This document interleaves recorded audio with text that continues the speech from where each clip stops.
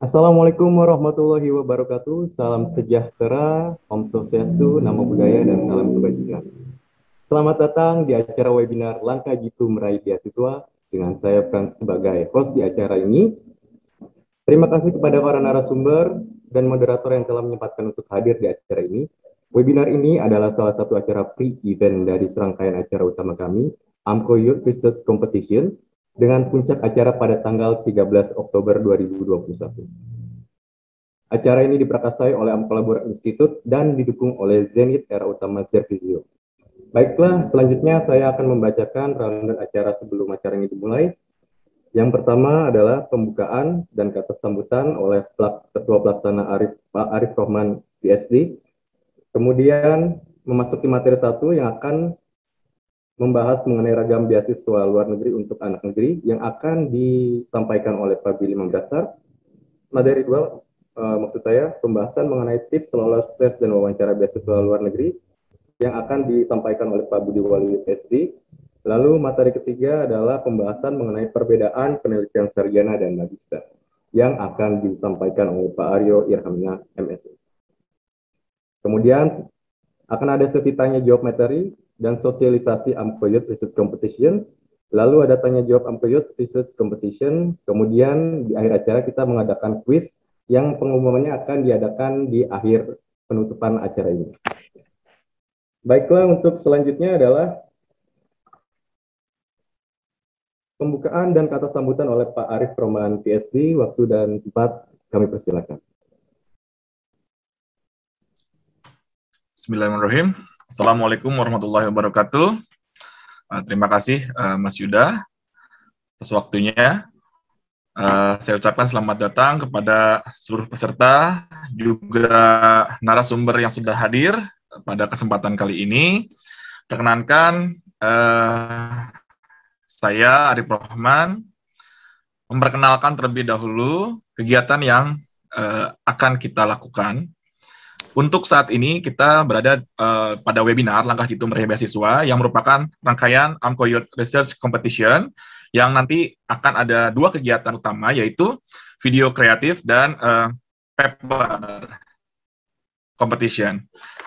Saya ingin memperkenalkan Amkolabora terlebih dahulu. Amkolabora adalah organisasi think tank yang tidak berafiliasi politik manapun, yang juga bertindak sebagai wadah jaringan untuk kolaborasi para peneliti, akademisi, praktisi, birokrat, serta pembuat kebijakan, juga sebagai pusat pelatihan dan penyebar ilmu. Misi Amkolabora yaitu untuk memfasilitasi kegiatan penelitian yang terkait dengan isu-isu lingkungan, perubahan iklim, isu-isu terkait bencana, dan SDGs. Selanjutnya, memberikan kontribusi yang berarti bagi dunia penelitian, dan khususnya bagi bangsa dan negara Indonesia. Misi yang terakhir adalah memperkuat inisiatif ketahanan untuk pertumbuhan inklusif dan agenda pembangunan berkelanjutan. Angkolaboram memiliki tujuan, tentunya mewujudkan visi bangsa Indonesia yang tangguh dan mendukung kegiatan Indonesia Disaster Research Network. Kami memfokuskan pada 5 pilar penting, yaitu yang pertama, pendidikan, pelatihan, dan diseminasi pengetahuan. Kedua, riset, survei, dan studi kelayakan. Pilar ketiga yaitu advokasi, konsultasi, dan evaluasi. Pilar keempat, jaringan kerjasama, pendanaan, dan komunikasi publik. Pilar kelima, publikasi, media online, dan penerbitan. Salah satu kegiatan untuk mendukung 5 pilar itu adalah kegiatan video competition dan paper competition. Jadi, terima kasih saya ucapkan kepada yang telah mendaftar, yang nantinya kita akan bukan menilai, nanti kita akan bekerja sama gitu ya, bekerjasama melihat sejauh mana Indonesia, terutama youth-nya, pemudanya, aware terhadap bencana dan isu-isu kebencanaan, seperti itu. Nah, mungkin itu saja yang bisa saya sampaikan. Terima kasih, saya kembalikan kepada Mas Yuda. Wassalamualaikum warahmatullahi wabarakatuh. Baik, terima kasih untuk Pak Arif Rohman, PhD, yang telah memberikan sambutan untuk acara hari ini. Sekali lagi kami ingatkan untuk memperhatikan acara ini dengan seksama, karena untuk para peserta, di akhir acara kita mengadakan kuis yang door prize-nya akan diumumkan pada penutupan di acara hari ini. Dan sekali lagi kami mengingatkan bahwa acara ini didukung oleh PT Zenith Era Utama Servizio yang bekerja sama dengan kami dalam membentuk dan memperasai kegiatan pada hari ini. Baik, selanjutnya kita masuk ke materi pertama. Sebelum itu, kami akan menampilkan satu video yang menampilkan profil tentang PT Zenith Era Utama Servizio. Silakan.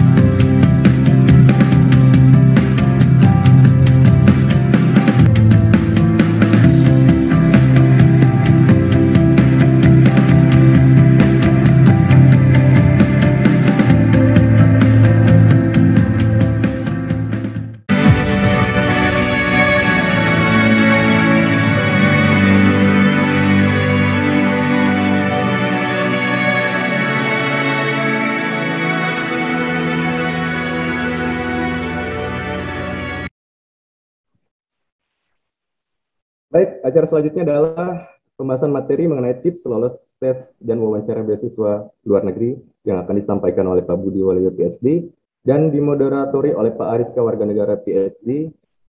Silakan untuk waktu dan tempatnya kami silakan Pak Ariska untuk memoderatori. Izin Mas Yuda, Pak Billy. Oh, udah Pak. Oke. Oke. Kakak Billy sudah hadir ya? Sudah hadir. Salam Kakak Billy. Apa sudah ada di lokasi Zoom kita, Kakak Billy? Iya, halo. Iya. Oke, terima kasih Kakak Billy. Iya, Oke, lagi dalam perjalanan, jadi ya. Apa-apa. Kami sangat mengapresiasi kesediaan Kakak Billy untuk bisa hadir dalam kegiatan kita. Terima kasih Mas Frans, saya akan coba untuk memandu kegiatan hari ini. Terima kasih juga atas kehadiran Kakak Billy, kemudian ada Mas Eko, kemudian ada Bang Aryo ya. Hari ini kita akan mencoba untuk membahas look ya, bagaimana mendapatkan beasiswa dan pengalaman sekolah. Dan kita sangat senang sekali karena sudah ada 3 orang yang sangat luar biasa, sangat inspiratif. Dan tentu saja pengalaman-pengalaman dari beliau bertiga ini akan sangat bermanfaat sekali, terutama buat adik-adik yang punya mimpi besar untuk bisa sekolah di luar negeri gratis begitu, kemudian mewarnai kehidupan di masa yang akan datang. Pembicara pertama sudah hadir, Kakak Billy. Saya akan bacakan dulu profil lengkap dari Kakak Billy ya. Beliau bernama Billy Mambrasar, saat ini sebagai staf khusus Presiden Republik Indonesia atau staf khususnya Pak Jokowi. Beliau menyelesaikan sekolah dasar, menengah, dan atas di Papua, kemudian menyelesaikan S1 di Institut Teknologi Bandung, kemudian S2 atau Master of Science-nya 2 kali. Pertama di Australian National University di Australia di Canberra, kemudian kedua di University of Oxford ya. Dan saat ini beliau sedang terregistrasi sebagai mahasiswa S3 di Harvard University. Jadi pengalaman hidup dan edukasi beliau sangat luar biasa. Dan seperti yang kita tahu, beliau ini adalah pendiri dari Kitong Bisa Foundation, satu foundation yang fokus ke pendidikan di tanah Papua. Kakak Billy punya waktu sekitar 20 menit untuk memberikan wejangan kepada adik-adik kita. Kami persilakan Kakak Billy. Ya, oke, terima kasih banyak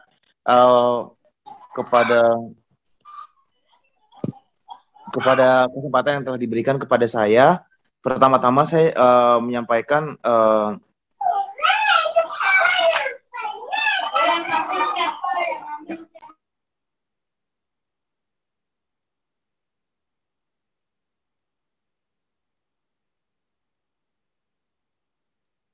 pertama-tama saya ingin menyampaikan permohonan maaf karena keterbatasan waktu karena sedang dalam perjalanan tugas. Jadi mohon pemaklumannya buat teman-teman semua. Pertama-tama mungkin saya ingin boleh ke slide berikutnya.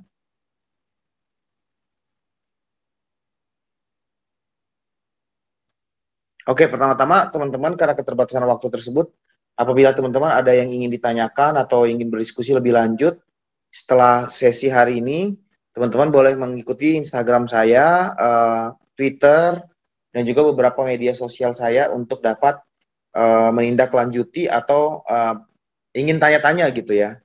Nah, ini kegiatan saya sebenarnya seperti disampaikan dalam bidang pendidikan dan kegiatan sosial, dan seperti kita tahu bahwa kalau kita mau mendaftar beasiswa kan kita pasti butuh kekuatan dalam CV. Jadi penting sekali sebenarnya kita untuk memiliki kegiatan ekstrakurikuler, dan kegiatan ekstrakurikuler itu sejalan dengan apa yang mau kita tuju. Artinya kita tuh mau sekolah dalam bidang apa, dan kita juga ingin mengambil bidang apa, atau setelah kembali dari sekolah tersebut kita akan bekerja dalam bidang apa. Nah, itulah pentingnya kemudian kenapa penting kita untuk memiliki kekuatan ekstrakurikuler. Jadi ini kegiatan saya, yaitu saya dalam bidang sosial, dalam bidang pendidikan. Yayasan yang kami bangun itu memberikan akses pendidikan kepada anak-anak yang tidak mampu untuk di provinsi terluar, yaitu di Papua. Dan ini saya lakukan karena memang selain saya hobi, saya passionate, dan puji Tuhan ini menjadi kekuatan dalam CV saya juga ketika saya kemudian mendaftar untuk beasiswa gitu. Oke, slide berikutnya. Nah, latar belakang saya juga memang kenapa dengan beasiswa, selain memang karena saya dari orang tua nggak mampu, keluarga saya nggak mampu, dan keterbatasan kami secara ekonomi itu benar-benar miskin sekali ya. Jadi akhirnya berjuang, kebiasaan untuk berjuang mengejar cita-cita, memperoleh beasiswa itu sudah saya lakukan sejak dulu. Sampai ketika saya besar, sampai S1 pun saya mencari beasiswa karena gitu, dan selain itu memang cita-cita untuk mengejar pendidikan ke luar negeri itu sudah ditanamkan ayah saya dari kecil, jadi sudah dalam otak saya, aduh saya pengen sekali nih ke luar negeri kayak gitu, jadi udah terbayang-bayang Inggris, Australia, Amerika.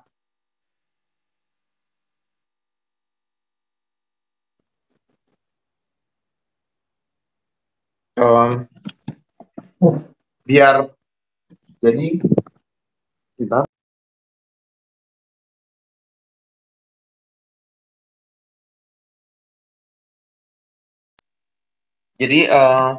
telah terbiasa dari kecil itu untuk mengejar beasiswa dan ingin sekolah ke luar negeri seperti itu. Slide berikutnya.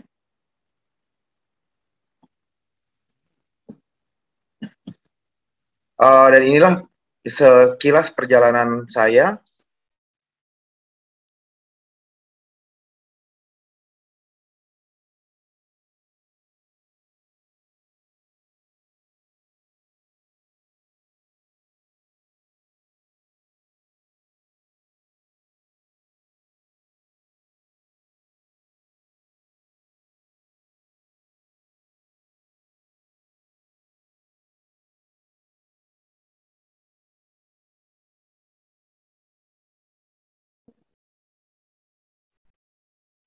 Mohon maaf Pak Billy, suaranya tidak terdengar.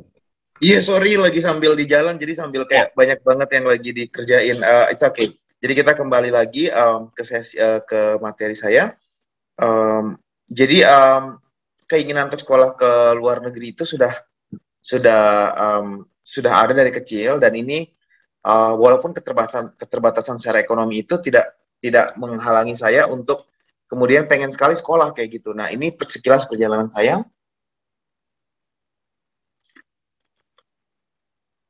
Mulai dari ketika saya kuliah S1 dengan beasiswa, kemudian ketika lulus, kemudian saya melanjutkan S2. Pertama adalah ke Australia. Beasiswa yang saya daftar itu adalah Australia Award Scholarship. Dan untuk Australia Award Scholarship itu saya sendiri tes sampai 6 kali ya sebelum sukses, sebelum kemudian berhasil lolos. Itu butuh 6 kali tes. Dan ketika sekali gagal, kemudian berhasil lagi, saya coba, itu saya tidak menyerah. Jadi pertama gagal itu karena bahasa Inggris kurang. Kemudian saya coba perbaiki, saya ikut lagi les, perbaikan, kursus, TOEFL, kemudian akhirnya nilai saya boleh naik. Kemudian ketika saya ikut tes lagi, gagal lagi, ternyata karena kurang CV saya itu kurang kuat, makanya kemudian tadi ada rangkuman gambar-gambar aktivitas saya mengerjakan kegiatan sosial yang teman-teman lihat, itu menjadi memperkaya dan memperkuat CV saya. Ya, jadi akhirnya CV saya kuat. Lalu kemudian saya daftar lagi, gagal lagi, ternyata referensi letternya kurang kuat, dari rekomendasinya kurang kuat. Akhirnya saya terus memperbaiki diri, dan sampai kali ke-6 baru saya lolos untuk sekolah studi pertama di Australia Award Scholarship. Nah, di Australia itu saya berkuliah di Australia National University, mengambil gelar MBA, dan selama saya kuliah di sana itu, saya tidak hanya tinggal diam, dan hanya mengikuti kuliah, jadi kayaknya cuma kuliah doang, tapi saya ikut banyak sekali kegiatan ekstrakurikuler, berteman dengan orang-orang dari berbagai latar belakang, dan seterusnya, dan akhirnya dia membuat, ketika saya lulus dari S2 pertama saya itu, saya dinobatkan menjadi Student of the Year. Jadi, pesan saya buat teman-teman nanti sekolah keluar, jangan hanya sekolah aja, perkaya kegiatan teman-teman yang ekstrakurikuler, kegiatan leadership, dan kemudian saya juga berniat untuk membantu orang. Jadi kegiatan sosial yang saya lakukan itu membantu anak-anak aborigin, anak-anak asli Australia yang membutuhkan support seperti itu, dan itu saya kerjakan bersama dengan teman-teman, dan ternyata itu memberikan kekuatan sehingga ketika saya lulus, bukan hanya lulus tapi saya juga berprestasi sebagai Student of the Year atau mahasiswa terbaik seperti itu. Kita ke slide berikutnya. Setelah itu saya sempat bekerja sebagai insinyur di salah satu perusahaan minyak swasta, ya, kembali dari Australia. Saya berpikir apakah memang ini jalan hidup saya atau tidak. Jadi poin saya adalah teman-teman harus juga berani merefleksikan diri teman-teman di titik di mana teman-teman berpikir apakah memang profesi yang sekarang ini adalah memang jalan hidupku kayak gitu. Apakah aku menyukainya seperti itu. Nah, bukan berarti teman-teman harus kemudian, oh, aku harus linear, aku harus sesuai dengan kerja. Enggak. Kalau menurut saya, teman-teman harus mengadjust kuliah apa yang teman-teman mau ambil itu sesuai dengan passion atau tujuan hidup teman-teman. Nah, saya memberanikan diri, saya berpikir bahwa ternyata ini bukan passion saya, dan akhirnya saya memberanikan diri untuk kemudian mengundurkan diri dari perusahaan tersebut dan kemudian terjun ke sektor sosial. Sektor sosial boleh. Next slide. Oke, kembali ke slide berikut. Oh iya, di sini dulu. Nah, saya memutuskan untuk mengundurkan diri dan akhirnya meneruskan atau melanjutkan kegiatan saya, kuliah saya dalam bidang yang saya suka, yaitu bidang pendidikan atau pengembangan sumber daya manusia.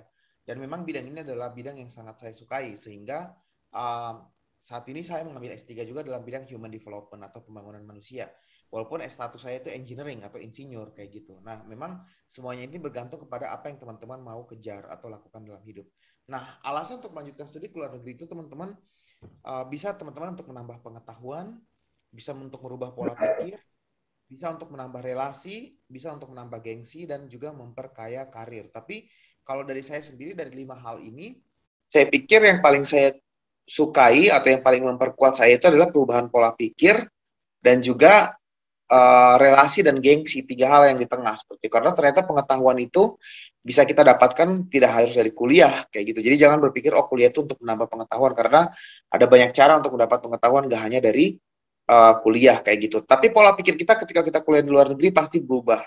Kemudian hubungan relasi atau network, jejaring kita dengan berbagai orang pasti juga akan tambah banyak karena kita kuliah di negara yang berbeda, teman-teman dari berbagai belahan dunia ada, dan gengsi. Nah, gengsi ini penting karena ternyata saya melihat bahwa CV saya berubah kalau saya kuliah di institusi yang bagus dan dari bidang studi yang memang juga dibutuhkan.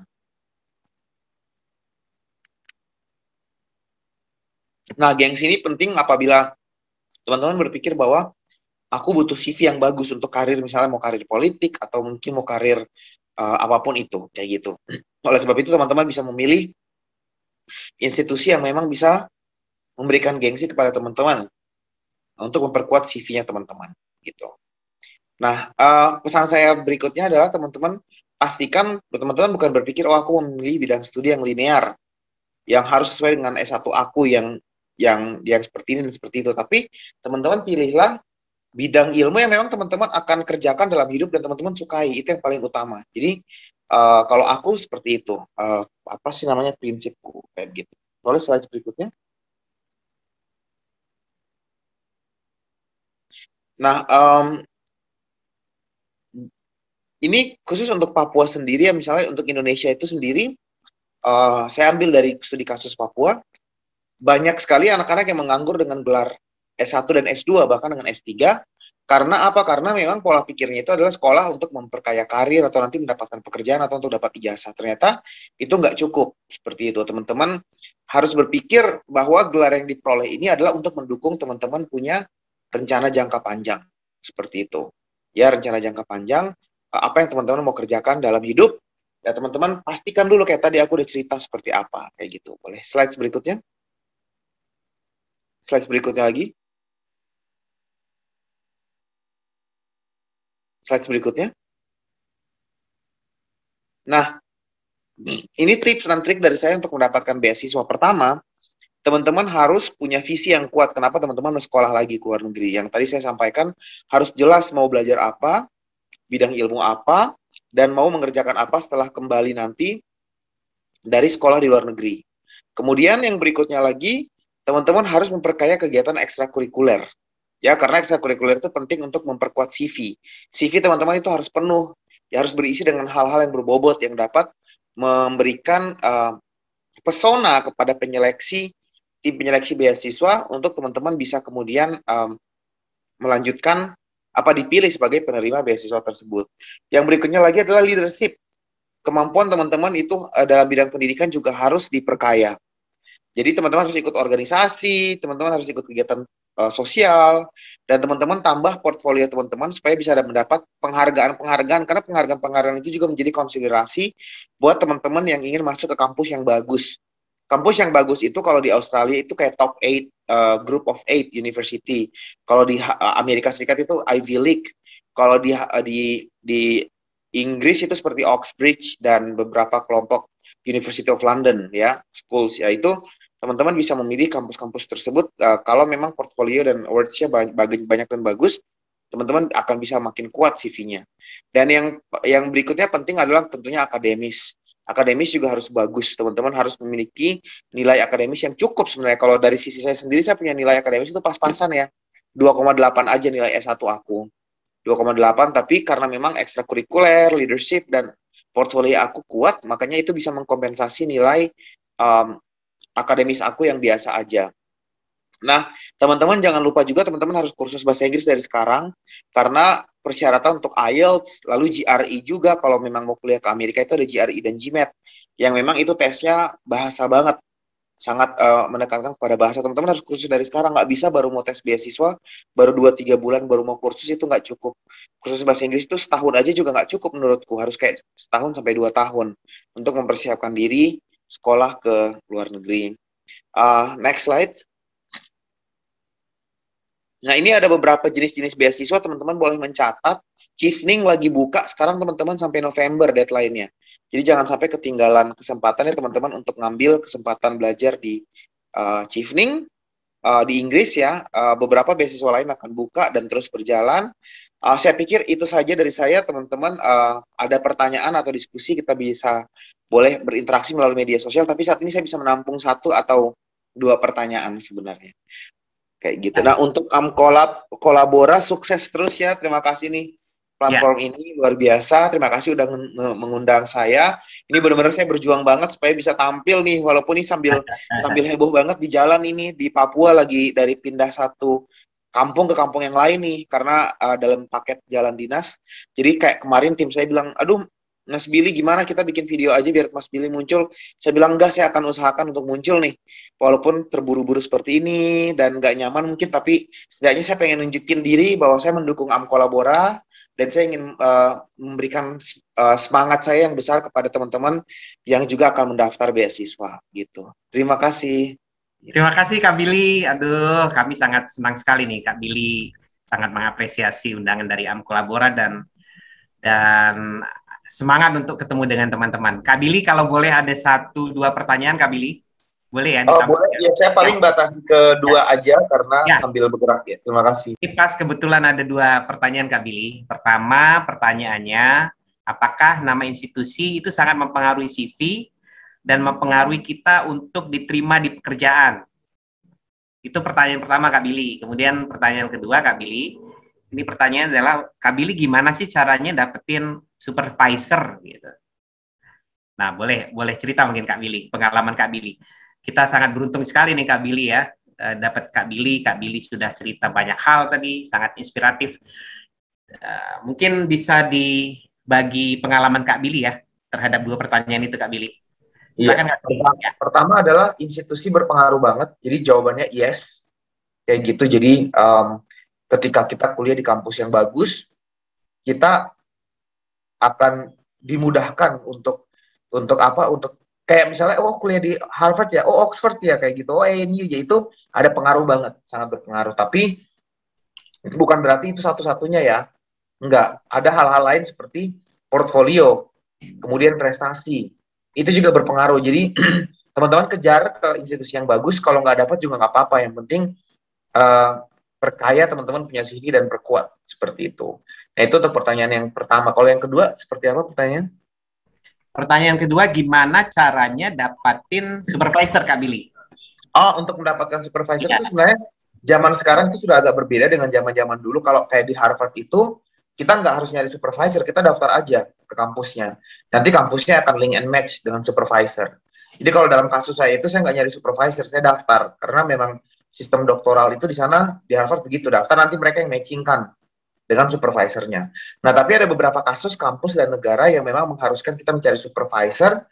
Teman-teman bisa melihat ke Google, ke mereka punya repository research, jadi buka ke website kampusnya, terus nanti ada repository research, teman-teman klik, kemudian teman-teman lihat riset-riset apa yang sedang dikerjakan di situ, dan pilih topiknya,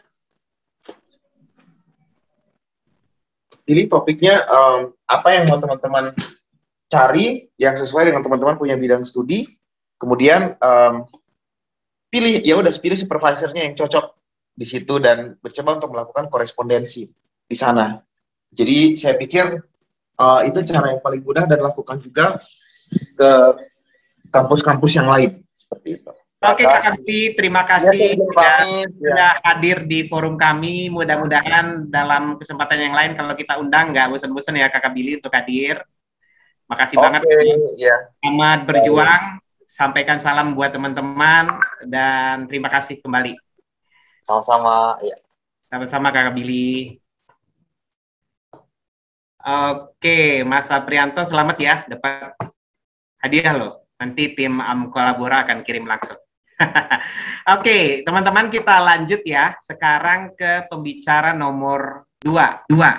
Ya, Mas Budi Waluyo. Saya bacakan dulu ya CV beliau. Nama beliau adalah Budi Waluyo. Tolong ditampilkan CV-nya. Jangan CV saya. Oke. Ya, ini dia. Mas Budi ini orang yang juga inspiratif. Beliau ini pendiri dari Rumah Beasiswa. Ya, Rumah Beasiswa ya. Dan silakan diakses YouTube Rumah Beasiswa. Jangan lupa subscribe juga loh, teman-teman loh. Karena banyak informasi juga yang bisa diperoleh dari Mas Budi Waluyo soal beasiswa dan kehidupan sekolah di luar negeri. Sehari-hari beliau ini sebagai Wakil Direktur Bidang Kemahasiswaan Poltek Keuangan Negara atau STAN. Jadi siapa yang nanti incerannya STAN setelah SMA nih pasti ketemu Mas Budi nih. Karena beliau sebagai Wakil Direktur Bidang Kemahasiswaan. Kemudian beliau menyelesaikan S1 di STAN, S2 di Prastia Mulia Business School di Jakarta, dan S3 atau PhD di University of Leicester di School of Business di United Kingdom atau Inggris Raya.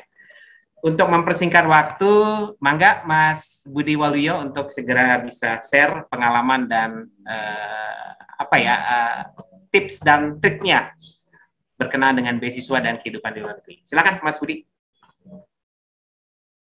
Terima kasih Bang Rizka. Rekan-rekan sekalian, beliau ini senior saya. Bang Rizka ini senang sekali hari ini saya bisa bertemu dengan Bang Rizka dan juga dengan teman-teman lain di Kolabora. Saya awali. Assalamualaikum warahmatullahi wabarakatuh. Selamat siang dan salam sejahtera untuk kita semuanya. Mudah-mudahan teman-teman dalam keadaan sehat semuanya, rekan-rekan panitia, penyelenggara, terima kasih sudah diberikan kesempatan kepada saya untuk sharing dengan teman-teman sekalian. Mudah-mudahan semuanya dalam kondisi sehat, teman-teman beserta keluarga dan orang-orang terdekat. Saya sangat senang untuk berbagi cerita dengan teman-teman para peserta atau pejuang yang nanti akan melanjutkan kuliah. Jadi sesi atau webinar atau apapun namanya ya tentang beasiswa itu saya selalu menemukan pattern yang sama bahwa pesertanya tidak banyak. Ya. Jadi kalau kita ngomongin beasiswa itu pesertanya tidak mungkin ratusan, 500 orang, 1000 nggak mungkin. Ya. Paling banyak itu 50 orang, 100 orang. Gitu. Kenapa? Karena memang tidak banyak orang-orang seperti teman-teman yang hadir pada hari ini. Orang-orang yang punya komitmen melanjutkan pendidikan, orang-orang yang ingin melanjutkan pendidikan ke jenjang yang setinggi-tingginya, itu jumlahnya tidak banyak. Gitu. Jadi, luar biasa teman-teman yang hari ini sudah berkumpul di forum ini, artinya kalianlah yang akan menjadi panutan ya, akan menjadi contoh bagi teman-teman yang lain dalam hal pendidikan. Jadi ini sudah sebuah indikator ya, bahwa teman-teman yang hadir di forum ini, ada yang masih SMP, ada yang SMA, ada yang lagi kuliah, S1, S2, itu adalah orang-orang yang memang punya concern dengan pendidikan, dan kita adalah komunitas yang kecil, ya. Kalau acaranya acara tentang gosip itu pasti yang datang ribuan itu, gitu ya. Pesertanya yang datang ribuan, yang nonton ribuan, ya viral. Gitu. Tapi kalau ngomongin beasiswa tidak mungkin viral, ya. Yang paling yang nontonnya 100-200 ribu, itu tidak mungkin sampai jutaan, gitu. Nah, kemarin dari panitia diberikan guidelines bahwa bagaimana caranya mendapatkan beasiswa untuk kuliah di luar negeri. Story ini atau berbagi pengalaman ini saya ambil dari pengalaman saya kemarin kuliah di University of Leicester. Ya, tadi ada senior saya Bang Rizka dan Bang Arif Rohman, ini beliau di Leeds, ya, tidak jauh dari Leicester.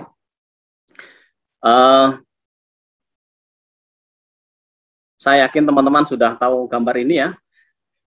Ini adalah gambar Big Ben di tengah kota London, ya. Kalau teman-teman berkuliah di Inggris tentu akan datang ke tempat ini, ya. Jadi selain kuliah kita juga penting sekali untuk meluangkan waktu menghibur diri, ya, supaya tidak melulu ngurusin kuliah, gitu. Baik teman-teman, saya akan mulai cerita saya. Pertama ini, ya, mirip dengan yang diceritakan oleh Kakak Billy tadi. Kakak Billy dari Papua. Saya asli dari Purwokerto. Ya, teman-teman saya yakin tahu di Purwokerto itu ada Gunung Slamet. Ya, Gunung Slamet itu sebelah selatannya adalah Purwokerto, sebelah timurnya Purbalingga, sebelah utaranya Pekalongan, sebelah baratnya Brebes. Jadi kota Purwokerto itu di sebelah utaranya itu ada Gunung Slamet. Ya. Dan kampung saya adalah kampung terakhir sebelum Gunung Slamet. Ya. Setelah kampung saya, itu sudah tidak ada kampung lagi. Itu sudah hutan pinus. Jadi kalau dari rumah saya, itu dalam waktu 10 menit, saya sudah sampai di hutan pinus. Nggak sampai 10 menit lah, kalau sekarang malah pakai sepeda motor, ya. Kalau jalan kaki 10 menit, sudah hutan pinus. Sudah nggak ada desa lagi, itu sudah Gunung Slamet, sudah. Gitu. Jadi, kalau tadi Kakak Billy dari Papua, dari pedalaman, ya, saya juga sama. Saya juga orang desa. Ya, sehari-hari ayah saya itu memelihara sapi. Jadi waktu kecil saya lebih banyak dihabiskan di kandang sapi, mengurusin sapi, ya, sapi yang diperah susunya, gitu. Dan saya sekolah tidak jauh dari kampung saya. Ya, sekolah saya bukan sekolah favorit, ya, di SMP maupun SMA, sekolah yang biasa saja. Itu karena sekolah favoritnya di kota, jauh. Waktu itu belum zamannya zonasi seperti sekarang, ya.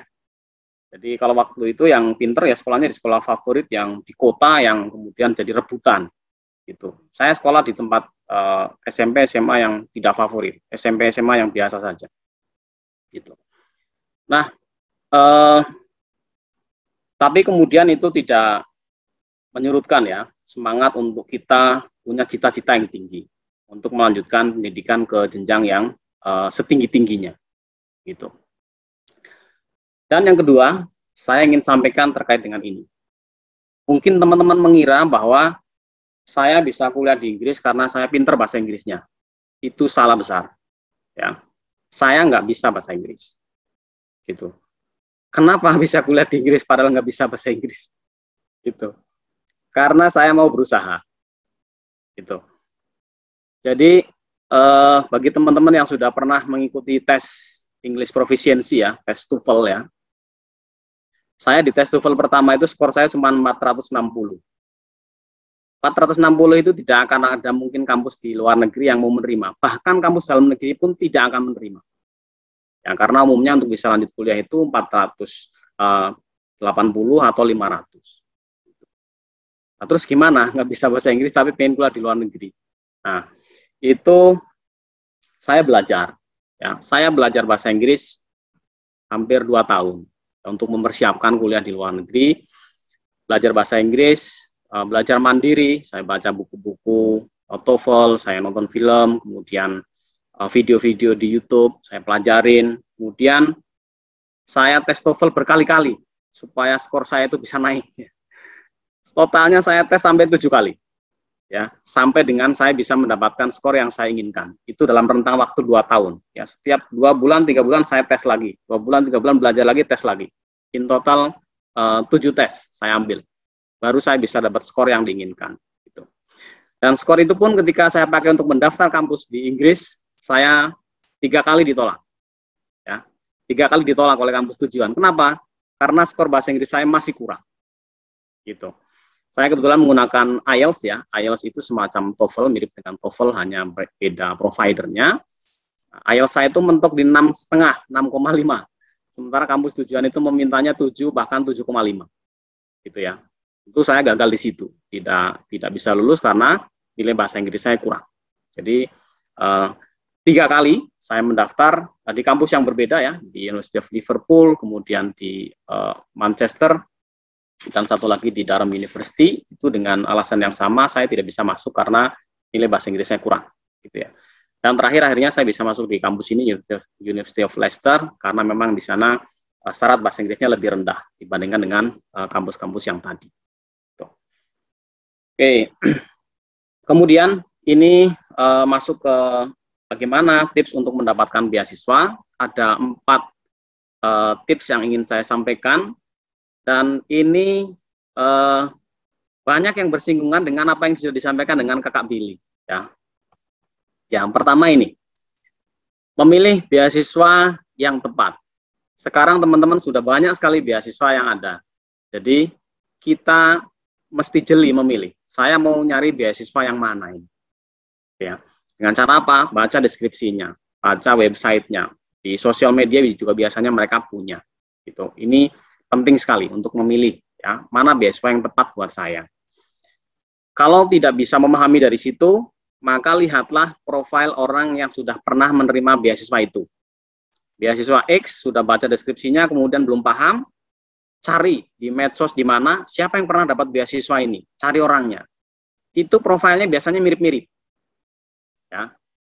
Nah, ini tadi bisa teman-teman lihat ya, apa yang disampaikan Kakak Billy tadi dengan apa yang nanti mau saya jelasin itu mirip ya, padahal saya tidak koordinasi atau tidak tanya, tidak ada komunikasi dengan Kak Billy tadi terkait dengan bagaimana tips untuk mendapatkan beasiswa gitu.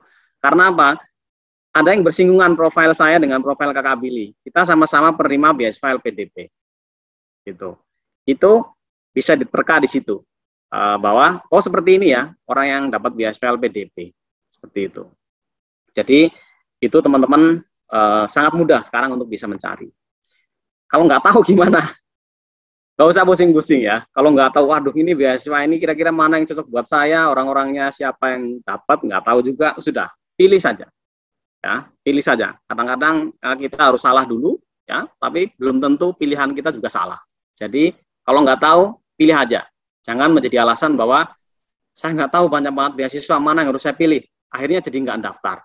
Jangan begitu. Ya, beasiswanya banyak, pilih. Kalau nggak bisa pilih, bingung, ambil satu sudah. Ya, daftar. Gitu. Dan ini yang saya sebutkan tadi, mirip sekali dengan atau bahkan sama dengan yang disampaikan oleh Kakak Billy terkait dengan kegiatan non-akademik, teman-teman ya. Kegiatan non-akademik. Jadi, kegiatan non-akademik itu kegiatan penting sekali ya. Memiliki rekam jejak di luar kuliah atau di luar sekolah. Jadi yang masih SMP, SMA jangan cuma sekolah doang, yang masih kuliah jangan kuliah doang, tapi punya kegiatan apa? Ya, kegiatan apa yang berdampak, kegiatan apa yang mendatangkan manfaat bagi lingkungan kita. Ini penting sekali. Ya, penting sekali karena pemberi beasiswa itu akan mengorek ini. Kalau prestasi akademik, IPK, nilai dan sebagainya mereka udah tahu itu. Dari raport, dari IPK, transkrip mereka udah tahu, nggak akan nanya-nanya lagi.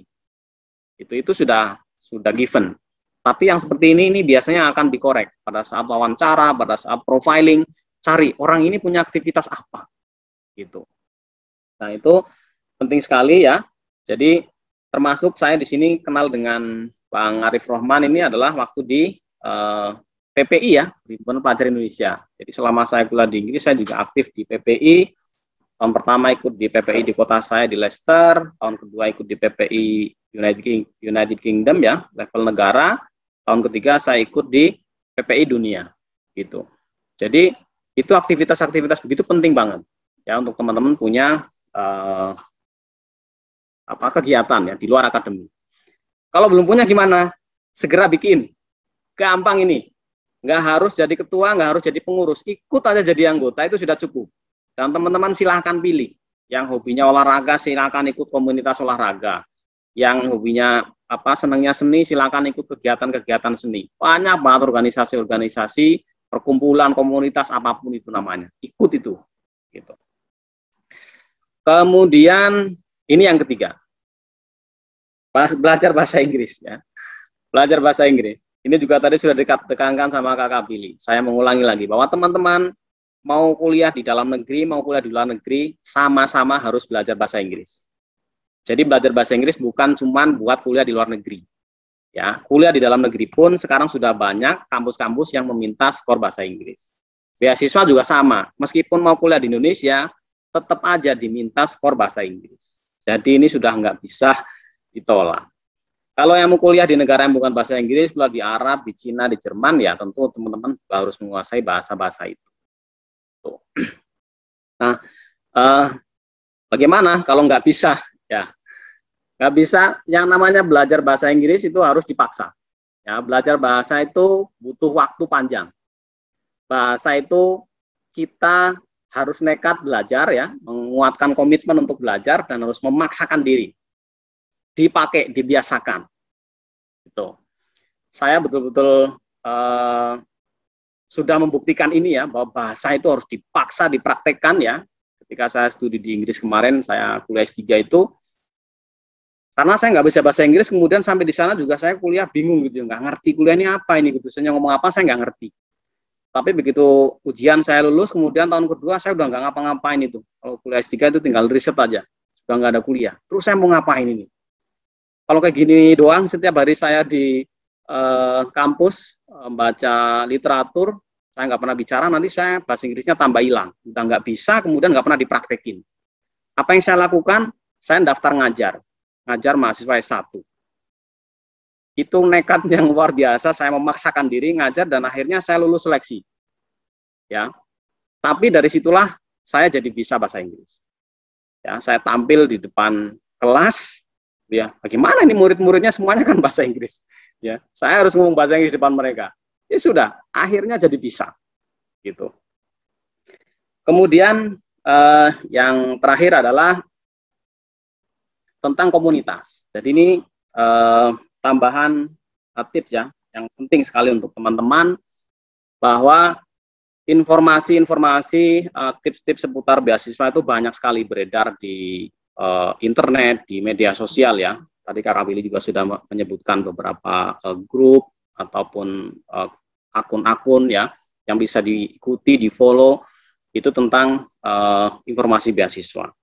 Tujuannya untuk apa? Supaya kita semangatnya itu bertahan. Kadang-kadang kalau habis ikut seminar beasiswa begini kita semangat gitu.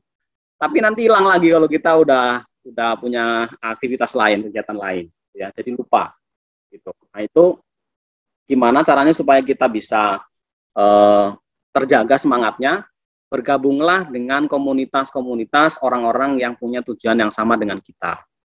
Mereka yang lagi mencari beasiswa itu tergabung di komunitas grup-grup media sosial banyak banget. Silahkan gabung manapun yang teman-teman suka gitu. Supaya kita tahu oh kayak gini ya orang-orang lagi pada nyari beasiswa gitu. Jadi gimana kalau kita merasa belum siap? Gitu. Ini satu tips terakhir dari saya. Bahwa kalau kita akan mengukur, saya akan daftar beasiswa kalau nanti saya udah siap, itu yang ada nanti nggak akan daftar-daftar. Gitu. Jadi teman-teman, kalau sudah punya keinginan untuk memang saya mau kuliah lagi, saya mau cari beasiswa, udah langsung daftar aja. Gitu. Siap nggak siap, daftar. Ya. Tidak ada jaminan bahwa kalau daftar kita akan gagal. Ya. Kalaupun gagal, maka percayalah tidak ada orang menyesal karena gagal. Yang ada adalah orang menyesal karena tidak mencoba. Ya. Jadi coba aja. Kalau berhasil, ya berarti itu sudah rezeki. Kalau belum berhasil, pasti nanti semangat kita akan tambah bangkit lagi bahwa kenapa saya tidak berhasil. Gitu. Kita akan bangkit lagi, semakin semangat. Ya, orang gagal semakin semangat.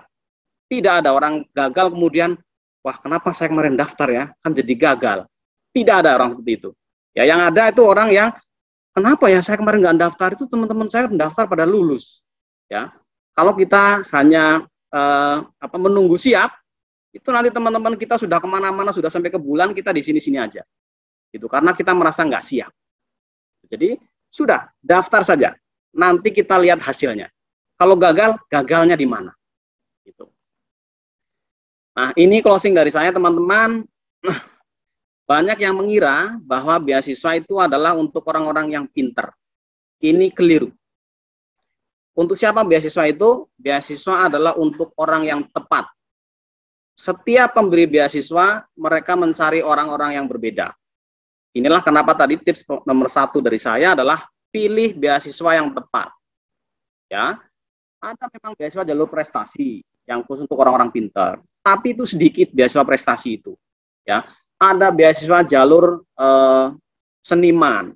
Ya, ada beasiswa yang afirmasi daerah tertentu. Ada beasiswa kalau mungkin teman-teman yang sudah di sini ada S1, S2 ya, beasiswa guru ada sendiri, beasiswa untuk dosen ada sendiri, ada beasiswa santri ada sendiri. Jadi pilihlah jalur-jalur itu, jalur yang tepat. Ini yang pas buat saya. Tuh, kalau yang merasa tidak, oh saya akademiknya nggak tinggi, jangan ambil beasiswa jalur akademik, nggak bakal lulus gitu. Tadi kakak Billy IPK-nya cuma 2,8, bisa dapat beasiswa S2. Gitu, karena apa? Dia memilih beasiswa yang tepat, tahu ya, tahu ini beasiswa yang cocok buat saya supaya saya bisa lulus. Jangan ambil yang jalur yang memang ya kita tidak punya kecocokan di situ. Tuh. Dan yang kedua adalah ini, ya jangan berharap dapat beasiswa kalau teman-teman baru tahu informasinya seminggu sebelumnya dan siap-siap mendadak. Gitu, nyiapin dokumennya buru-buru, submit dokumen. Kemudian ngasal gitu ya. Karena apa? Di antara penerima beasiswa itu teman-teman silakan cek ya. Semua orang yang mendapat beasiswa mereka adalah orang yang well prepared, orang-orang yang sangat siap. Ya, orang-orang yang sangat siap, jauh-jauh hari dia udah tahu kapan beasiswa ini mau buka. Ketika dia buka, kalau bisa kita pertama yang daftar. Karena kita udah tahu ini. Tahu apa yang akan diminta. Dan sebagai penutup teman-teman, saya punya sebuah komunitas yang kita sebut dengan Rumah Beasiswa. Kegiatan utama dari komunitas ini adalah membuat yang namanya program bimbingan beasiswa. Program ini sudah berjalan 9 angkatan, ya, masing-masing angkatan sertanya sekitar ya dari 300 sampai dengan 800 orang ya, sampai dengan sekarang sudah 9 batch, sudah ada 3.200 orang yang sudah selesai mengikuti program ini. Dan program ini free ya, program ini gratis, tidak ada biaya apapun, dilakukan secara online. Sudah ada 64 orang mentor yang tergabung di komunitas ini, ya. Teman-teman bisa cek di Facebook maupun di Instagram, aktivitas-aktivitas kita ada di situ. Materi-materi yang kita berikan ada 2 ya, ada materi tentang beasiswa dan ada materi bahasa Inggris. Jadi pertama kita berikan pembekalan tentang beasiswa apa aja yang ada untuk S1, S2, S3 dalam negeri maupun luar negeri. Kemudian bagaimana cara menyusun dokumen lamaran beasiswa ya, menyusun surat rekomendasi, menyusun motivation letter, membuat esai dan sebagainya. Itu 10 sesi setiap pekan. Jadi 10 minggu selama 2,5 bulan. Kemudian setelah selesai mengikuti sesi beasiswa, kita adakan sesi bahasa Inggris. Jadi ini karena ini kelemahan sebagian besar teman-teman ya, mau lanjut kuliah nggak bisa bahasa Inggris. Jadi kita adakan bimbingan bahasa Inggris selama 2 bulan, 1 pekan sekali. Jadi total durasi bimbingannya selama 4 bulan. Ya. Dan itu semuanya free, teman-teman bisa daftar nanti pada saatnya ya. Batch 10 atau angkatan 10 kita akan buka di sekitar bulan November. Sekarang sedang berjalan batch angkatan 9 ya, pesertanya ada 800 orang. Itu saya kembalikan ke Bang Ariska. Terima kasih teman-teman sudah menyimak. Semoga bagi yang mau daftar beasiswa dimudahkan dan bisa lulus. Terima kasih.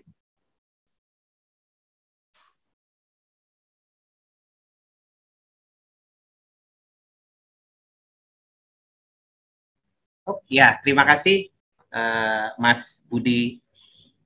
Banyak sekali tadi sudah disampaikan ke teman-teman ya, mulai dari bagaimana tipsnya, kemudian syarat-syaratnya apa begitu ya, kemudian juga bagaimana inspiring story dari Mas Budi yang sebenarnya bisa menggugah kita semua bahwa there is a will, there is a way. Kalau ada kemauan pasti ada jalan ya. Oke, kita lanjut ke sesi ketiga dan sepertinya alhamdulillah ini Mas Aryo atau Bang Aryo sudah hadir ya. Saya sapa dulu, Bang Aryo sudah hadir ya? Halo Bang Ariska. Ya, Bang Aryo alhamdulillah sudah hadir. Bang Aryo juga di saat sedang sibuk di luar daerah mencoba untuk mengisi kegiatan kita. Bang Aryo ini saya akan bacakan CV beliau. Sebentar, saya buka dulu CV-nya. Nama beliau adalah Aryo Dharma Pahla Irhamna, ya. Saat ini sebagai ekonomis di INDEF, Institute for Development of Economics and Finance, ya, di Jakarta. Beliau memperoleh gelar BSc dalam bidang ekonomi pembangunan dari Universitas 11 Maret tahun 2013, kemudian menyelesaikan MSc dalam bidang yang sama di Universitas Birmingham, United Kingdom atau Inggris Raya. Kami persilakan Bang Aryo untuk bercerita pengalamannya hidup di luar negeri, kemudian menyelesaikan studi di luar negeri, dan bisa sharing ke adik-adik yang mengikuti program webinar hari ini. Kami persilakan Mas Aryo atau Bang Aryo. Oke, baik. Bismillahirrahmanirrahim. Assalamualaikum warahmatullahi wabarakatuh. Selamat siang teman-teman semua. Terima kasih pada AM Kolabora atas kesempatannya untuk sharing-sharing nih mengenai kuliah di luar negeri ya. Mungkin agar tidak membahas topik yang sama dibandingkan dengan narasumber sebelumnya gitu. Saya ingin cerita mengenai pengalaman saya ketika bekerja di London sebagai investment analyst ya. Saya pernah waktu itu ini ada investor mau masuk ke Indonesia, CEO perusahaan besar di sektor ban gitu ya. Dia bertanya ke saya, kalau saya invest di Indonesia, saya mau rekrut tenaga kerja yang lulusan dari Inggris, informasinya saya dapat dari mana? Gitu. Itu satu. Ya. Kemudian, kalau saya ingin merekrut tenaga kerja sesuai dengan kualifikasi dan standar dari perusahaan kami, ya. Bagaimana informasinya kami peroleh dari mana, informasi tenaga kerja ini dari mana gitu ya. Dan tadi yang saya infokan di manufaktur ban gitu ya, artinya memang dia butuh tenaga kerja yang backgroundnya di bidang teknik kimia ya kan, di bidang yang di manufaktur ya kan. Jadi akhirnya kita diskusi banyak hal di situ ya. Nah, pada percakapan itu saya akhirnya berpikir ya, memang ini ke depan gitu ya. Dalam secara umum karena saya ekonom, saya akan berbicara lebih perspektif tenaga kerja dan pembangunan, dan ini sangat berkaitan dengan adik-adik calon mahasiswa ya Bang Ariska ya. Ya, jadi akhirnya saya sempat berpikir merenung lah gitu mengenai tenaga kerja ya dari hulunya, dari ya teman-teman ini dari lulusan SMA. Ya, struktur tenaga kerja kita itu mayoritas kita udah tahu didominasi oleh lulusan perguruan tinggi negeri, sangat minoritas. Gitu. Jadi mayoritas masih lulusan SMP, SMA. Ya, jadi kalau perusahaan mau masuk, perusahaan besar gitu ya, investor dunia mau masuk, tentu itu kan menjadi salah satu faktor, karena bagaimana perusahaan itu bisa beroperasi kan kuncinya tenaga kerja, ya kan. Meskipun mesin robotis itu operatornya tetap manusia, gitu ya. Dan memang struktur kita seperti itu, mayoritas memang lulusan SMP SMA, itu satu. Nah, kita masuk ke lulusan tenaga kerja yang lulusan perguruan tinggi, ya. Lulusan perguruan tinggi kita ternyata mayoritas didominasi oleh jurusan-jurusan sosial, ya, jurusan-jurusan sosial. Coba, nah ini kan sangat berkaitan dengan adik-adik calon yang sedang memilih perguruan tinggi, ya. Mayoritas memilih jurusan apa, gitu. Ya. Tapi nggak usah dijawab. Tapi saya rasa kita semua sudah tahu ya, jurusan favorit di Indonesia itu secara umum, satu, manajemen, ya kan, kedua, akuntansi, ya, ini kita bisa, inilah, hukum, ya kan, mungkin masuk komunikasi, masuk HI, ya mungkin satu yang dari ilmu sains itu kedokteran, ya, mayoritas didominasi oleh jurusan lulusan itu.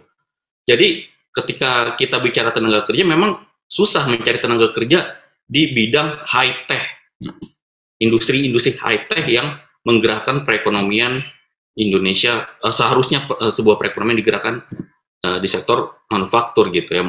Ini gitu. Nah, akhirnya saya bertanya, kenapa mayoritas jurusan-jurusan itu yang menjadi favorit? Saya menemukan jawaban, dan ini masih perspektif saya sendiri ya. Satu, ya, adik-adik lulusan calon mahasiswa ketika memilih jurusan, tentu dilihat adalah proyeksi lapangan pekerjaannya, ya kan. Yang tadi jurusan favorit itu udah jelas, manajemen. Semua perusahaan, lembaga pemerintah butuh lulusan manajemen, ya kan. Begitu juga dengan hukum, kedokteran, akuntansi, dan lain-lain. Jadi sangat pragmatis. Jadi kita bahkan dari lulusan SMA itu didesain sangat pragmatis, gitu ya. Lantas pertanyaan saya, itu jawaban kenapa salah satu kemudian jawaban kedua adalah orientasinya kan tadi ya, sudah ke proyeksi lapangan pekerjaannya, ya kan. Memang lulusan kimia, lulusan biologi, fisika tidak ada lapangan pekerjaannya. Padahal kan ada. Padahal mereka itu yang menggerakkan, yang merubah dunia. Industri 4.0, kita sedang berada di industri 4.0 itu karena peneliti-peneliti di bidang itu, di bidang fisika, di bidang kimia.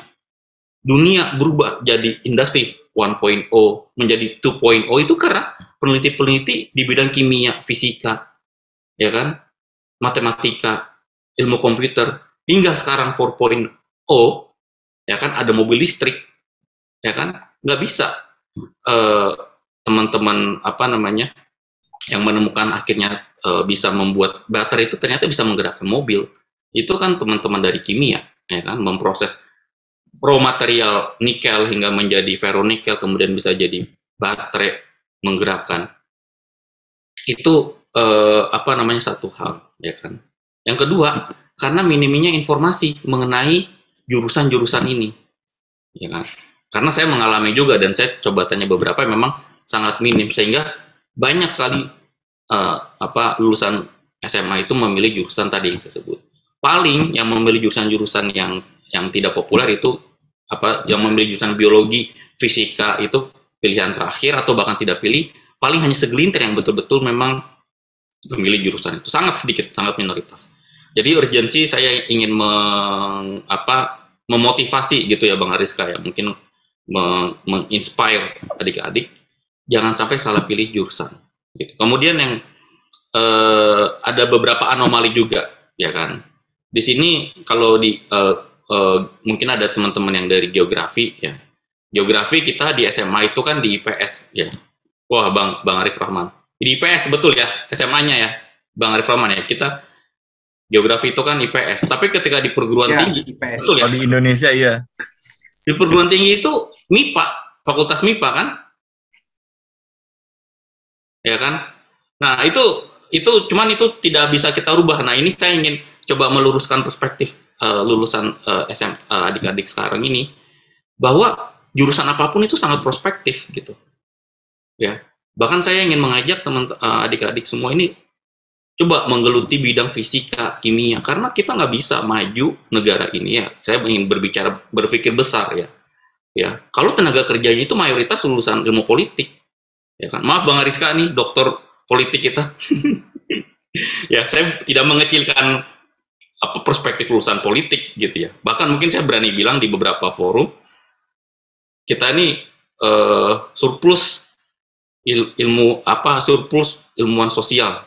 Ya, kita defisit ilmuwan eksak gitu. Padahal mereka yang menggerakkan, ya kan? Kita nggak bisa bangun mobil itu kenapa? Bangun mobil mobil nasional, ya kan? Ya karena nggak ada nggak bisa ahli teknologi itu nggak jalan. Kenapa? Ahli teknologi jalan ya karena tenaga kerjanya di dalam bisa nggak dia menerapkan itu? Selain ada banyak hal politik, perang dagang macam-macam, cuman satu hal yang kita tidak bisa penuhi adalah tenaga kerja, ya kan? Siapa yang bisa maintenance macam-macam itulah.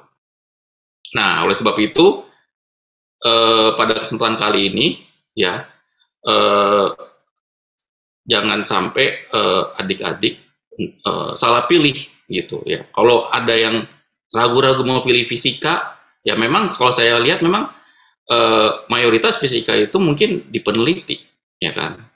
Nah, justru disitulah yang merubah dunia itu teman-teman di bidang itu. Gitu. Bahkan terkait sekarang big data, ilmu komputer, ya kan itu sangat prospektif, ya kan. Sekarang ada field bioinformatics, ya kan di bidang kesehatan sekarang banyak orang swab, dicek darah, datanya banyak, ya kan. Itu riset-riset di bidang itu, dia di bidang farmasi macam-macam itu backgroundnya biologi, kemudian macam-macam lah.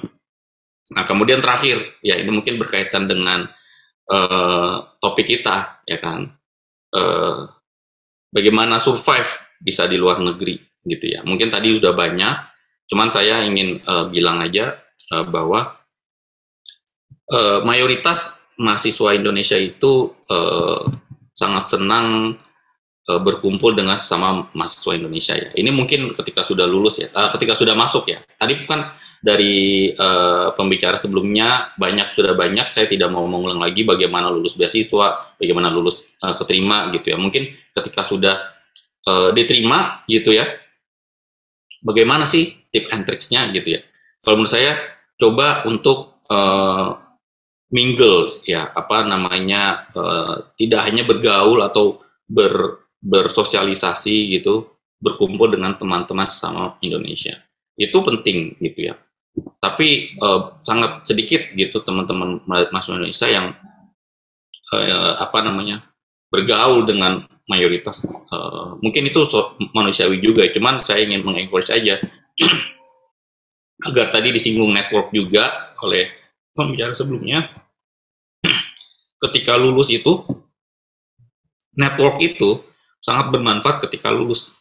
Ya, terutama ketika teman-teman aktif di kegiatan non akademis, di ekstrakurikuler.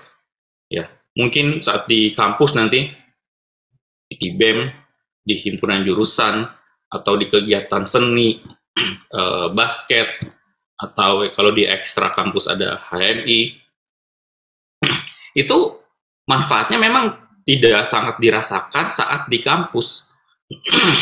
Manfaatnya itu saat ketika lulus.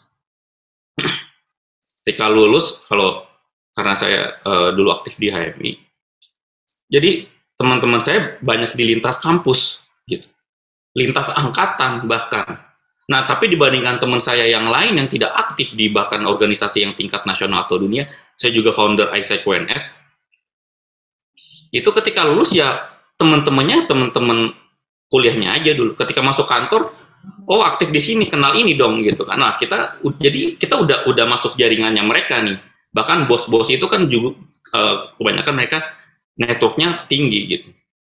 Jadi itu menjadi nilai plus kalau teman-teman itu memiliki network. Nah, cuman harus dibarengi juga dengan peningkatan kapasitas, kompetensi. Jangan hanya mengandalkan network, tapi teman-teman tidak meningkatkan kompetensi. Itu yang salah kaprah yang ingin saya ingatkan juga, bahwa harus dibarengi juga dengan peningkatan prestasi akademis, ya kan. Itu harus diseimbangkan. Tidak sangat sedikit, mungkin beberapa orang memang yang bisa menyeimbangkan, cuma dengan kondisi masing-masing gitu, temukan aja titik keseimbangannya. Mungkin nggak terlalu aktif, mungkin hanya bisa aktif di 3 organisasi dan masih bisa cum laude itu bagus gitu. Mungkin hanya satu organisasi tapi aktif dan bisa cum laude itu oke. At least minimal kalau nggak salah kan sekarang 3,2 atau 3,1 ya IPK. Nah, setelah lulus S1, saya sangat sarankan ya lanjut ke S2. Nggak usah tunggu-tunggu daftar pekerjaan ya. Langsung siapkan, curi start sebelum saat mau lulus gitu ya kan, mungkin saat skripsi gitu. Saat skripsi sambil belajar bahasa Inggris IELTS ya kan, curi start. Saat lulus coba tes IELTS, tes TOEFL dan coba beasiswa lah ya. Itu. Dan bahkan saat apply beasiswa itu juga sangat bergantung juga oleh network kita, karena kita membutuhkan namanya surat rekomendasi. Ya, surat rekomendasi itu bisa kita peroleh kalau kita jaringannya kita luas dan kita dianggap capable untuk melanjutkan ke jenjang pendidikan selanjutnya. Jadi kita kan dinilai memberikan rekomendasi. Nah, kalau teman-teman nggak aktif di organisasi, siapa yang mau kasih rekomendasi? Dosen. Oke, dosen. Nah, tapi kan teman-teman juga harus aktif juga di kelas gitu loh. Jangan hanya diem ya kan, terus pulang, terus ya kayak aktivitas biasa lah. Padahal saat menjadi mahasiswa satu itu menurut saya momen yang sangat menentukan ke depannya. Memilih jurusan, makanya saya tadi concern saya di awal, memilih jurusan di awal itu sangat menentukan tidak hanya menentukan masa depan teman-teman, menentukan juga ke depan bangsa ini ke depan gitu. Mungkin itu Bang Ariska poin-poin dari saya, mungkin nanti agar kita bisa banyak di sesi tanya jawab ya, semoga bermanfaat. Saya kembalikan ke Bang Ariska. Terima kasih. Ya, terima kasih Bang Aryo. Jadi banyak perspektif tadi Bang Aryo karena beliau ekonomis ya. Jadi melihat dari sudut pandang bagaimana pasar kerja ya. Tapi memang jangan bersedih hati yang ingin lanjut ke ilmu sosial, karena ilmu sosial juga dalam konteks tertentu sangat dibutuhkan. Terima kasih Bang Aryo. Sebelum kita tutup acara, mungkin kita kembali lagi ke Mas Budi, ada 5 menit untuk kalimat terakhir dan motivasi lah ya untuk para pejuang beasiswa dan pemimpi sekolah di luar negeri ini. Bang Budi, kemudian nanti diikuti oleh Bang Aryo. Sebelum acara kita kembalikan ke MC. Silakan Bang Budi. Atau Mas Budi. Terima kasih teman-teman semuanya, yang saya sangat senang bertemu dengan teman-teman hari ini yang berkumpul di sini. Semuanya pasti sudah punya niat. Ya, minimal itu dulu, ya, punya niat dulu, itu sudah sebuah advantage ya, bahwa teman-teman, saya punya niat untuk lanjut kuliah, saya punya niat untuk nyari beasiswa, itu sudah bagus ya, niat. Nah, niat itu perlu didorong dengan impian ya, apa yang mau dicapai dengan saya mau kuliah ini, apa ultimate goal-nya apa. Nah, itu penting sekali teman-teman untuk membangun mimpi ya. Membangun mimpi itu gratis ya, nggak ada orang melarang kita mimpi. Mimpi itu setinggi-tingginya aja. Ya, kita mau pengen jadi diplomat, kita pengen jadi menteri, pengen jadi apa, bangun itu semuanya impiannya. Nah, nanti bisa dicapai langkah-langkah kecilnya dengan, oh saya harus kuliah lagi jurusan ini, saya harus cari beasiswa ini dan seterusnya. Jadi ultimate goal-nya harus dipasang itu. Ketika sudah punya niat ini sudah bagus, kita pasang ultimate goal-nya supaya nanti jadi terukur ya, step-step kita. Gitu. Yang kedua, teman-teman, yang namanya ultimate goal, kalau kita sudah punya mimpi, sudah punya tujuan, itu harus di-maintain, harus dipelihara. Kalau kita nggak pelihara, itu nanti yang ada kita lupa bahwa kita lagi mengejar tujuan yang ini. Bagaimana caranya memelihara tujuan kita, memaintain itu? Pertama, saya sangat sarankan untuk ditulis, ya. Tulis di mana aja, di HP, mau di tembok, mau di kamar, poster, tulis. Saya punya tujuan ini, punya cita-cita ini. Saya pengen kuliah di luar negeri, jurusan ini pengen jadi insinyur, engineering, atau penerbangan, segala macam. Silahkan sendiri-sendiri. Tulis itu. Ya. Nah, kalau sudah ditulis, kalau bisa di-maintain ya, dengan cara apa? Di-maintain lagi dengan cara dikomunikasikan. Kepada siapa? Kepada orang-orang terdekat kita. Kita sudah punya semangat, ya, tapi semangat itu kadang-kadang naik dan turun. Ya, teman-teman perlu dapat dukungan semangat dari lingkungan. Bilang sama orang tua, sama kakak, adik, sama teman, orang-orang yang kita percaya, Kasih tahu mereka, saya punya tujuan ini, saya punya cita-cita ini, saya ingin kuliah di luar negeri, ingin jadi insinyur ini, ingin jadi menteri, ingin jadi diplomat, segala macam. Kasih tahu mereka. Yakinlah mereka akan mendukung kita. Nggak usah khawatir bahwa nanti gimana kalau saya dibully, ya. Dibilang, wah kamu terlalu menghayal ya. Mungkin ada orang seperti itu, tapi percayalah jumlahnya tidak banyak. Akan jauh lebih banyak orang yang mendukung kita, yang akan menambahkan semangat kita. Jadi semangat yang sudah teman-teman punya, sudah punya niat, kemudian sudah ditetapkan tujuannya, kemudian di-maintain dengan cara ditulis, ya, kemudian disosialisasikan, ya. Kasih tahu orang-orang terdekat kita, teman kita atau siapapun kolega kita untuk bisa mendukung kita. Ya, dengan seperti itu, maka saya yakin teman-teman akan bisa mencapai tujuan yang diinginkan. Semoga sukses. Saya percaya teman-teman punya kekuatan yang sangat besar untuk bisa mewujudkan cita-cita masing-masing. Saya kembalikan, silakan. Terima kasih Mas Budi, sangat inspiratif banget. Dan teman-teman jangan lupa yang tertarik mengetahui lebih lanjut soal beasiswa dan seluk-beluknya, silakan bisa mengikuti YouTube Rumah Beasiswa. Makasih Bang Rizka. Oleh Bang Budi Waluyo dan kawan-kawan. Bang Aryo, ada kata penutup sekitar 5 menit, kami persilakan. Ya, mungkin sum up aja dari apa yang saya sampaikan tadi. Ketika memilih jurusan, ya itu harus berdasarkan informasi yang sangat lengkap. Ya, semuanya itu prospektif. Semua jurusan itu tidak ada yang lebih baik, tidak ada yang tidak lebih baik, semuanya tuh perspektif, ya kan. Silakan cari jurusan seni, ada seniman yang berdunia, itu kan karena keteguhan, ketekunan, ya kan. Jadi itu satu, jangan sampai salah. Oh, kemudian satu hal Bang Aris Kak nih,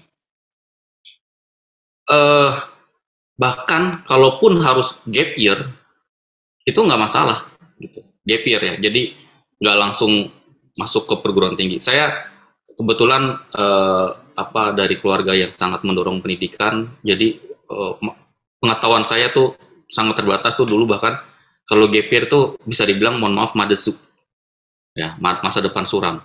Tapi saya sekarang ketemu teman-teman yang super oke, bahkan dulu karena gap year. Saya ada teman sekarang peneliti CSIS, S2-nya di LSI, ya kan, dia gap year setahun. Kenapa gap year? Karena dia nggak ada duit buat kuliah. Akhirnya satu masuk UI, ilmu politik. Sangat inspiring itu kisahnya. Kemudian ada eselon 1. Saya sangat dekat. Dia gap year, lulus SMA, dia 2 tahun nggak langsung masuk kuliah. Karena biaya. Dia kerja serabutan sana sini, ya kan. Dan dia jadi eselon 1 yang termuda, bahkan sangat positif image-nya. Ya kan, nggak banget, sangat inspiring lah. Jadi kalau ada yang terpaksa gap year gitu ya, karena kan kita tahu ini sangat timpang di Indonesia ini, peluangnya sangat timpang juga ya kan, bahkan kursus bahasa Inggris pun meskipun bisa internet, akses juga sangat timpang gitu. Kalaupun harus gap year gitu, itu bukan akhir dari hidup adik-adik gitu. Adik-adik tuh umurnya kan lulusan SMA tuh berapa umurnya ya? 18 ya, Bang Rizka ya? Lulus SMA tuh berapa ya? 17 ya? 19? Ya, sekitar itulah. 17-18 ya. 17-18 lah, itu kan masih, ya kalau kita punya usia panjang, itu kan kalau misalkan 60 tahun, masih jauh, setahun 2 tahun. Gitu. Asal setahun 2 tahun itu, gap year itu benar-benar harus dioptimalkan, semangat, gitu ya. Karena saya ingin bercerita kayak gini, saya kalau menjadi yang gap year, mungkin saya ngelihat, karena itu kan lulusan SMA mental belum terbentuk ya kan, ngelihat teman-teman wah udah kuliah ya kan, udah ke kampus ya kan, punya teman baru, itu mungkin akan down gitu. Ya kalau saya udah biasa karena saya udah umur 30, udah banyak pengalaman, jadi nggak akan down ngelihat teman-teman saya yang udah lebih ini. Tapi kalau lulusan SMA menurut saya mental masih belum terbentuk, masih ini. Jadi kalaupun harus gap year, itu bukan akhir dari dunia. Tetap kejar terus pendidikan, ya kan, S1, ya kan, kemudian lulus S1, lanjut S2, ya kan, kalau bisa ke luar negeri, fokus dan harus dibuat gitu planningnya, ya kan. Semuanya itu berangkat dari planning, perencanaan. Kalau nggak direncanakan itu mungkin sangat sedikit orang yang bisa sukses, yang maksudnya bisa keterima karena nggak direncanakan. Saya nggak tahu ya, mungkin ada tapi sedikit. Yang jelas harus planning, lulus S1, bahkan milih jurusan harus ditulis ya.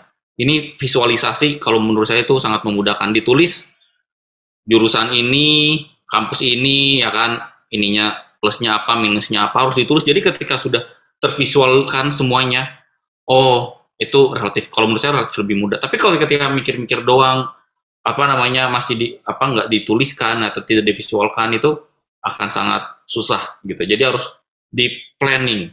Lulus nanti S1 target 4 tahun, aktif di sini, bahkan ngambil mata kuliah pilihan. Nah, mungkin itu tadi kalau untuk S1 masih ya, saya dulu kan ekonomi pembangunan, spesialisasi saat memilih mata kuliah pilihan, ya kan. Itu saya sempat ngambil mata kuliah ekonomi perkotaan, ekonomi lingkungan, kemudian ada moneter juga, ya masih inilah, karena mungkin menurut saya S1 tuh sebetulnya masih cari-cari lah gitulah, masih cari-cari, jadi nggak bisa kita menjadi spesialisasi lulus S1, nggak bisa menurut saya. Nah, jadi mungkin itu harus di planning, mau milih mata kuliah apa, nanti kalau berubah ya nggak apa-apa gitu, memang harus berubah planning itu. Kalau nggak berubah, itu at least memastikan bahwa planningnya ini masih sesuai, ya kan, dan juga masih bisa relevan dengan kondisi sekarang, ya kan, dan upaya-upayanya apa nih untuk mencapai ini gitu, untuk lulus ini syaratnya apa, harus belajar kayak gini, tuh harus di planning. Kalau nggak di planning aja masih ada yang gagal, apalagi nggak di planning, kira-kira seperti itu. Mungkin itu Bang Ariska dari saya. Sekali lagi mohon maaf jika hal-hal yang kurang berkenan. Saya sangat berharap apa yang saya ucapkan sangat bermanfaat untuk semuanya. Terima kasih. Assalamualaikum warahmatullahi wabarakatuh. Waalaikumsalam. Terima kasih Bang Aryo. Saya coba merangkumkan sedikit dari ketiga orang narasumber kita hari ini. Pertama, memang betul kata Mas Budi tadi, mesti ada dream, mesti ada impian. Kemudian saya sambungkan dari Bang Aryo tadi, selain ada dream memang harus ada planning dan konsistensi ya. Serta jangan give up kalau harus rerouting. Sama seperti kita di Google Maps itu kan harus rerouting, tapi sebenarnya ya sampai juga pada akhirnya nanti di tempat yang akan kita capai. Terima kasih sekali lagi saya ucapkan kepada Mas Budi Waluyo, Bang Aryo Irhamna, tadi Kakak Billy yang sudah join sempat sebentar dengan kita. Semoga apa yang di-share hari ini bisa bermanfaat buat adik-adik kita dan akan menjadi hal positif buat pengembangan diri adik-adik kita di masa yang akan datang.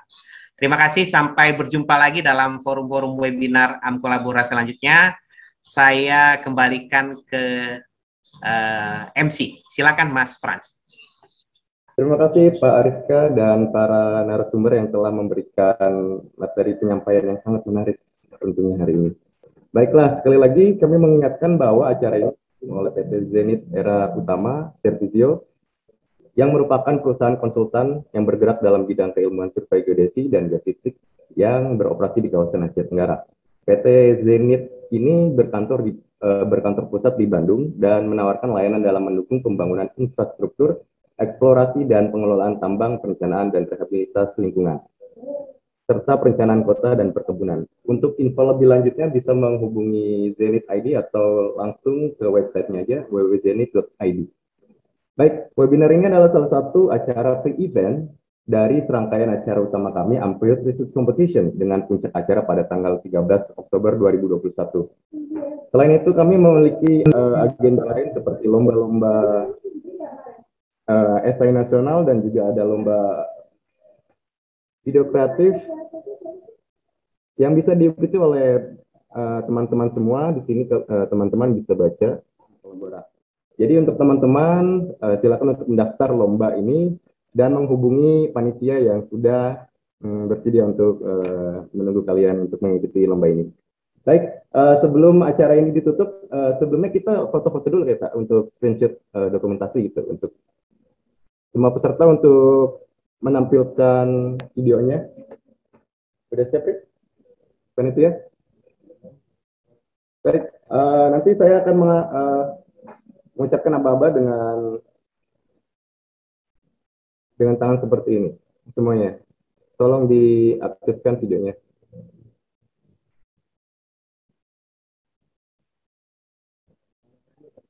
Oke. Dalam hitungan 1, 2, 3, semuanya mengucapkan collaborate for resilience. Siap? 1, 2, 3. Collaborate for resilience. Selain itu, kami ada beberapa agenda selanjutnya untuk teman-teman ikuti follow akun Instagram kami atau sosial media kami. Karena selain webinar ini, ada webinar selanjutnya yang akan dilaksanakan pada September 2021. Nanti untuk informasi lebih lanjut akan kami upload flyer atau bannernya di sosial media kami. Jadi untuk stay tune dan follow sosial media kami, ada di Instagram, ada juga di YouTube untuk subscribe juga. Dan kami juga mempunyai website untuk kalian bisa kunjungi untuk informasi pendaftaran segala macam mengenai lomba esai kreatif dan juga lomba video kreatif. Bisa langsung ditanyakan oleh panitia atau dengan cara DM dan menghubungi nomor yang sudah tertera. Terima kasih. Kemudian link yang absensi ini bisa teman klik untuk mendapatkan sertifikat yang akan kami kirim melalui email masing-masing.